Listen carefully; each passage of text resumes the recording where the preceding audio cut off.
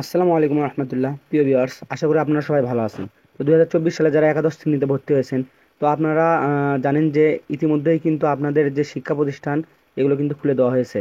এবং 8 তারিখ থেকে 8 তারিখ থেকে কিন্তু আপনাদের যে যারা একাদশ শ্রেণীতে ভর্তি হয়েছেন আপনাদের কিন্তু ওরিয়েন্টেশন ক্লাস 8 তারিখ থেকে। তো আপনারা এটা জানতে চাচ্ছেন যে আপনাদের ক্লাস কবে থেকে শুরু হবে, ওরিয়েন্টেশন কবে হবে।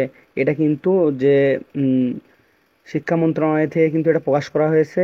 আপনাদের এইচএসসির যে ওয়েবসাইট আছে, অ্যাডমিশন সিস্টেম যে ওয়েবসাইট আছে, এখানে আসলে আপনারা দেখতে পারবেন যে এখানে এই যে প্রথমে যে বিজ্ঞপ্তিটি তারা দেখাতেছে, এটা আপনারা ফলো করলে দেখতে পারবেন যে শিক্ষাবর্ষ শ্রেণীতে অনলাইন মাধ্যমে শিক্ষার ভর্তির সময়সীমা আগামী 7/8/2024 পর্যন্ত কিন্তু পুনরায় বৃদ্ধি করা হয়েছে। অর্থাৎ আপনারা যারা অনেকে কলেজ চয়েস দেওয়ার পর নিশ্চয়ন করেননি, তাদের জন্য কিন্তু এই 7/8/2024 পর্যন্ত পুনরায় ভর্তির যে আবেদন প্রক্রিয়া এটা কিন্তু বৃদ্ধি করা হয়েছিল।